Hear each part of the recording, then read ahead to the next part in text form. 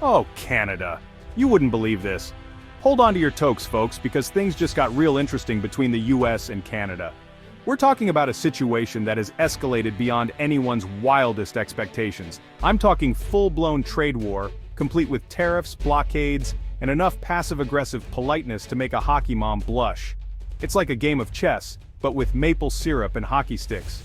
You know it's serious when Canada, the country that apologized for winning a war, decides to throw down the gauntlet. This isn't just a minor disagreement, it's a full-scale economic showdown.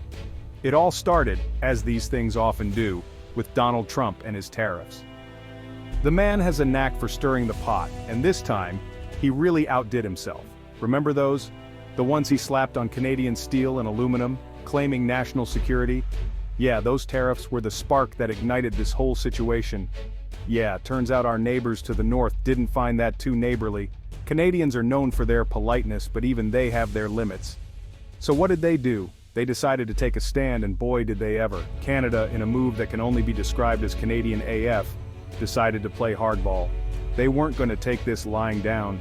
They shut down the U.S. route to Alaska. That's right, they closed off the only land route connecting the lower 48 states to Alaska. That's right, America's own backyard, effectively cut off by a wall of maple syrup and, sorry, it's a bold move and it's causing quite a stir. Now, I know what you're thinking. Trevor, is this really a big deal? Well, let me tell you, it's more than just a big deal. Oh, it's a big deal, my friend. The economic implications are massive, and the political fallout is just beginning. It's a big honking moose-sized deal, and it's only going to get more interesting from here. So, stay tuned, because this story is far from over. Let's rewind a bit, shall we? It's time to take a trip down memory lane. Back in the good old days of 2018, Trump, in his infinite wisdom, decided to impose tariffs on Canadian steel and aluminum. This move was part of his broader strategy to protect American industries and jobs. His reasoning? National security, of course. Because nothing says existential threat like a Canadian moose wearing a hockey jersey. It was a justification that left many scratching their heads. The Canadians, understandably, were not amused. They saw this as an affront to their integrity and a direct attack on their economy. They argued that their steel and aluminum posed no threat to U.S. security, and that these tariffs were nothing more than protectionist bullying. Canadian officials took to the international stage to voice their displeasure, but Trump, being Trump, doubled down, claiming that Canada was taking advantage of the U.S. on trade. He insisted that the tariffs were necessary to level the playing field. What followed was a tit-for-tat tariff war, with both sides slapping levies on everything from ketchup to car parts. The economic impact was felt on both sides of the border. The situation escalated quickly, with neither side willing to back down. The trade dispute became a major point of contention in U.S. Canada relations. It was like watching a slow-motion train wreck, except the train was loaded with maple syrup and Budweiser, and the only sound was the faint echo of, and you betcha. The standoff continued, leaving many to wonder how and when it would all end. Now, back to that whole Alaska situation. It's a bit more complicated than you might think. You see, the only land route to Alaska from the lower 48 states passes through Canada. This means that any road trip to Alaska involves crossing an international border. It's called the Alaska Highway, and it's a pretty important road for both countries. This highway is not just a scenic route, it's a lifeline connecting the remote state of Alaska to the rest of the United States. Americans use it to get to and from Alaska, obviously, but it's also a vital supply route for goods and services. Everything from groceries to construction materials travels this road. So, when Canada decided to close the border to non-essential travel due to the pandemic, it threw a wrench into the works. This wasn't just a minor inconvenience, it was a major disruption. Suddenly, Americans couldn't drive to Alaska unless they had a really good reason, like a family emergency or a job transfer, and even then, the process was far from simple. And even then, they had to quarantine for 14 days upon arrival. Imagine planning a trip and then having to spend 2 weeks in isolation before you can even start your journey. This caused all sorts of headaches for people on both sides of the border. Local economies that depended on cross-border travel were hit hard. Tourists were stranded, businesses were disrupted, and families were separated. The ripple effects were felt far and wide. But for the Canadians, it was a powerful bargaining chip. They used the border closure as leverage in negotiations with the United States. It was their way of saying, hey America, you want to play hardball? Two can play at that game. The border closure became a symbol of the larger political and diplomatic tensions between the two countries. Amidst this trade war chaos, a new player emerged on the Canadian side, Mark Carney. Now I know what you're thinking. Who? Well, Mark Carney is only the former governor of the Bank of England and the former governor of the Bank of Canada. You know, just a casual financial genius. Carney, a Canadian through and through, was brought in by Prime Minister Justin Trudeau to help navigate the choppy waters of the trade war, and navigate he did. Carney, with his calm demeanor and sharp intellect, became a thorn in Trump's side, countering his every move with strategic economic policies. He argued that Canada needed to diversify its trade relationships, reduce its reliance on the U.S. market, and focus on strengthening its domestic economy. He also advocated for a multilateral approach to trade, in stark contrast to Trump's America First agenda. Maple Leaf strong, Canada bites back. And you know what? It worked. Canada, under Carney's guidance, weathered the storm of Trump's tariffs better than many experts expected. They implemented targeted countermeasures, striking back at U.S. industries in key states that were politically important to Trump. But it wasn't just about economics. Canadians, known for their politeness and reserve, showed a surprising amount of grit and determination. They rallied around their government, supported Canadian businesses, and even started a Buy Canadian movement. Social media was abuzz with hashtags like #StandUpToTrump and #CanadaStrong. Canadians were mad, they were frustrated, but most of all, they were united in their resolve to stand up to what they saw as bullying from their southern neighbor. Friends, neighbors, frenemies, the future of a relationship. The trade war, thankfully, eventually cooled down, but not without leaving its mark on the United States-Canada relationship. The days of easygoing friendship, and that's how we do it in the Great White North, seemed like a distant memory. The Alaska route situation, however, remained a sticking point. The closure dragged on, fueled by ongoing tensions and a healthy dose of Canadian stubbornness.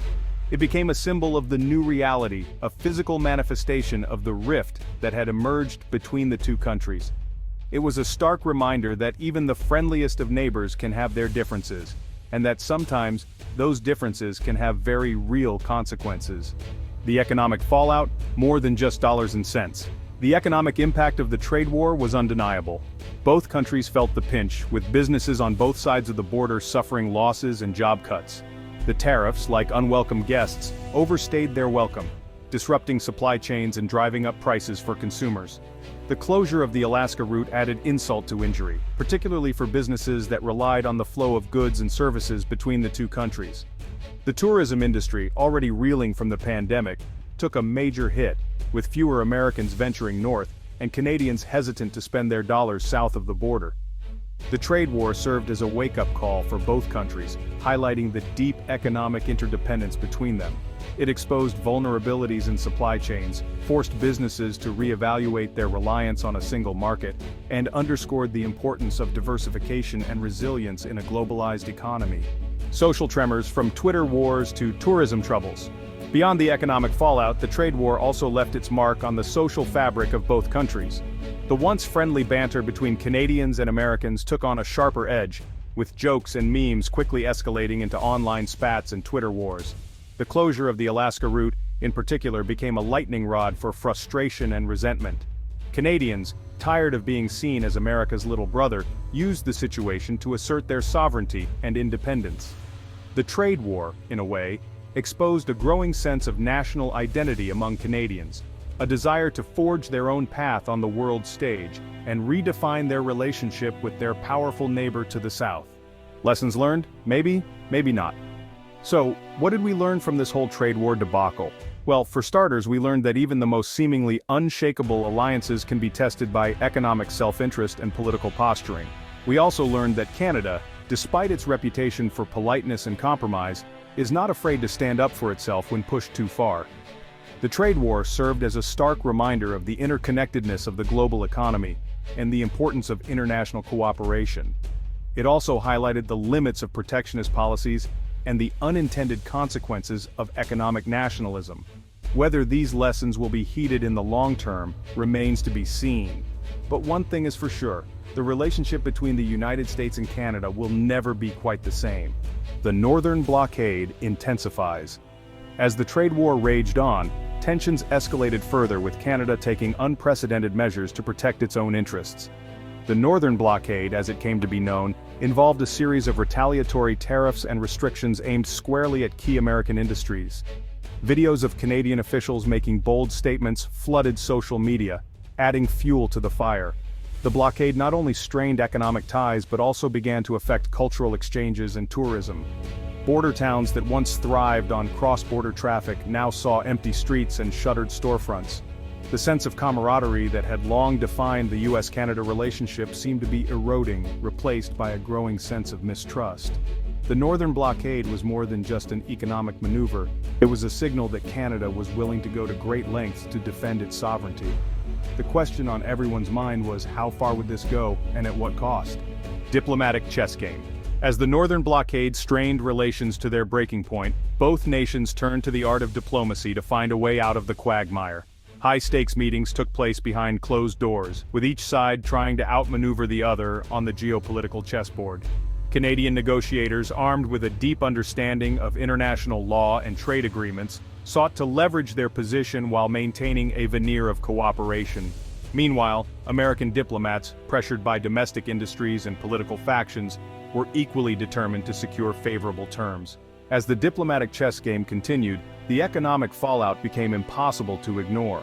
Both countries began to feel the strain, with industries on both sides of the border suffering significant losses. As the economic fallout deepened, political leaders on both sides of the border began to engage in strategic maneuvering. In Canada, Prime Minister Justin Trudeau held emergency meetings with key advisors, aiming to develop a plan to mitigate the economic damage while maintaining a firm stance.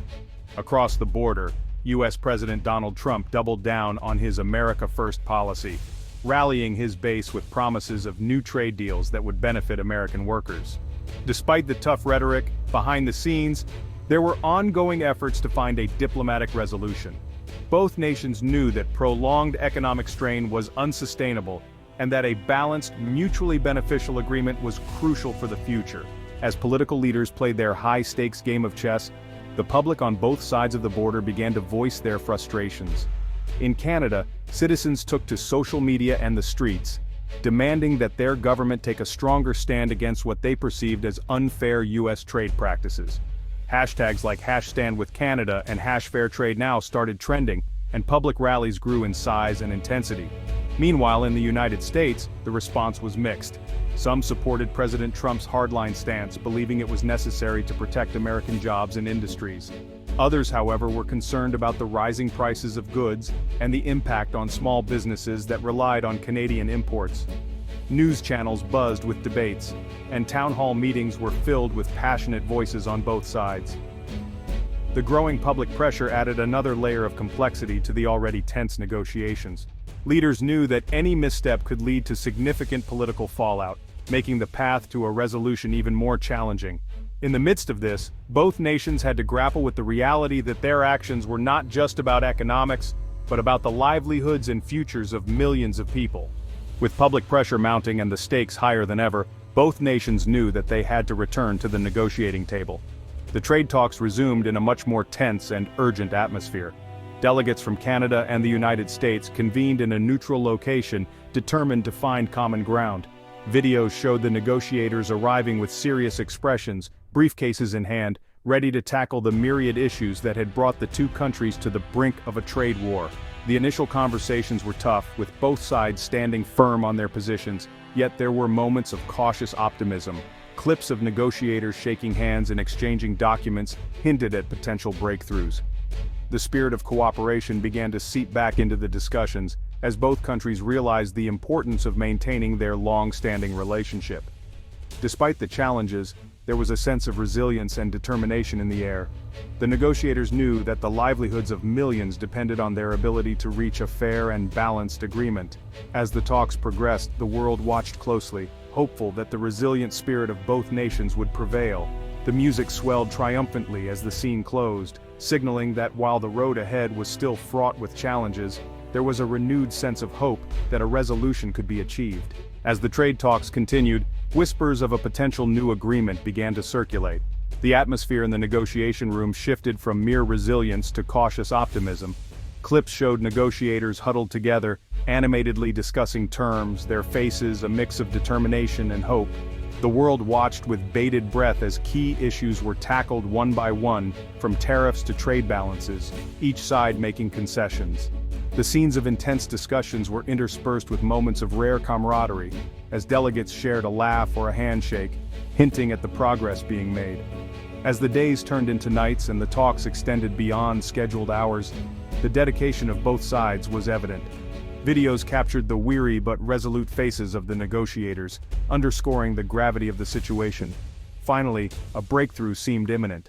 The music swelled with a sense of anticipation, reflecting the mixed emotions of relief and uncertainty. The scene closed with a shot of the chief negotiators from both countries standing side by side, documents in hand, ready to announce the outcome of their efforts. Would this be the moment that brought an end to the trade tensions? The world would soon find out. With the new agreement in hand, both nations faced a future full of challenges and opportunities. The road ahead was uncertain, but the foundation for a renewed relationship had been laid. Clips showed the negotiators leaving the building, their faces a mixture of relief and exhaustion. The camera panned to the bustling streets of both countries, capturing the public's reaction, some hopeful, others skeptical. As the ink dried on the New Deal, the true test would be its implementation. Would businesses thrive under the new terms? Would workers feel the benefits? The scene shifted to factories and farms, where the real impact would be felt. The music swelled, underscoring the gravity of the moment. The narrator's voice was reflective, contemplating the long-term implications of this agreement. Only time will tell if this new chapter in trade relations will bring prosperity or further challenges, the narrator concluded, as the video showed a sunset over a busy port, symbolizing the end of one era and the beginning of another. The final shot lingered on a horizon, inviting viewers to ponder what the future holds for these two intertwined nations. As the dust settled from the new trade agreement, the true aftermath began to unfold.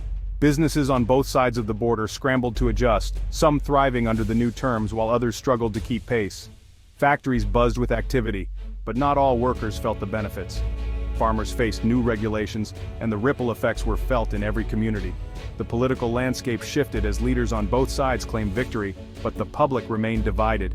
Social media buzzed with debate, and news outlets ran constant coverage, analyzing every detail of the agreement's impact. Video politicians giving speeches. Meanwhile, the cultural exchange between the two nations continued, albeit with a newfound tension. Tourism faced a decline as travelers weighed the new complexities of crossing the border.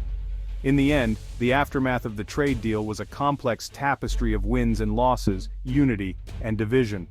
The future remained uncertain, and both nations braced for what was to come. The story of Canada and its southern neighbor was far from over. As the narrator concluded, in this new chapter, every decision, every action, will shape the future of this intricate relationship. The screen faded to black, leaving viewers to ponder the true cost and benefit of this historic agreement. The new trade agreement didn't just affect businesses and consumers, it sent shockwaves through the political landscape. Video politicians in heated debate, video politicians giving press conferences in Canada, opposition parties seized the moment to challenge the ruling party, questioning every clause, every concession. Image newspaper headlines about political fallout. News outlets around the world dissected the political ramifications, highlighting how the agreement could influence upcoming elections in both nations. Social media became a battleground with hashtags like #TradeTriumph and #DealDisaster trending. Video tweets and social media posts, video protests and public demonstrations. Public opinion was sharply divided, with some seeing the deal as a necessary compromise, while others viewed it as a betrayal of national interests. The political fallout extended beyond the borders of Canada and the U.S., affecting international alliances and diplomatic relations. Video world leaders reacting. As the narrator concluded, the political ramifications of this agreement are far-reaching, influencing not just the present, but the future of global politics. Video politicians shaking hands. The screen faded to black, leaving viewers to consider the intricate web of political consequences that had been set in motion. The new trade deal, while politically charged, also had profound economic repercussions that rippled through both nations. Video Wall Street traders reacting. Video Bay Street in Toronto with bustling activity. Stock markets initially reacted with volatility, as investors scrambled to interpret the new rules and their impact on industries from automotive to agriculture. Video farmers working in fields. Many businesses faced immediate challenges, from supply chain disruptions to increased costs. Image empty store shelves. Small and medium-sized enterprises were particularly hard hit, struggling to adapt to the new regulations. Video small business owner looking worried, business meeting with worried faces. However, there were also sectors that saw opportunities. Video renewable energy plants. The tech industry, for instance, found new avenues for growth and collaboration. iStock Tech Conference engineers working on new projects. As the narrator explains, the economic repercussions of the trade deal have been a double-edged sword, creating both winners and losers in a rapidly changing landscape. iStock. Economic report being analyzed. Image, economic forecast charts people walking in the financial district. The screen fades to black, leaving viewers to ponder the complex economic landscape shaped by the new trade agreement. As we look ahead, the future prospects for the Canada-U.S. trade relationship remain a topic of intense speculation and debate. Video aerial view of the U.S. Canada border. Both nations are now focusing on long-term strategies to maximize the benefits of the new trade agreement. iStock Business Strategy Meeting. Video politicians shaking hands. Economic analysts suggest that while the short-term impacts have been challenging, the long-term outlook could bring significant opportunities for growth and innovation. Video analysts discussing charts. Industries like renewable energy, technology, and biotechnology are expected to thrive under the new regulations. Video wind turbines turning video biotech researchers in a lab. These sectors are anticipated to lead the way in creating new jobs and fostering economic resilience. Video job fair with enthusiastic candidates. However, it's not just about economics. The cultural and social ties between the two nations are also evolving. Video cultural festival with both U.S. and Canadian flags. As the narrator points out, the future of the Canada-U.S. trade relationship is more than just a matter of dollars and cents. It's about building a resilient, forward-looking partnership that benefits both nations. Video families enjoying a park in both countries. The screen fades to black, leaving viewers with a sense of cautious optimism for what lies ahead.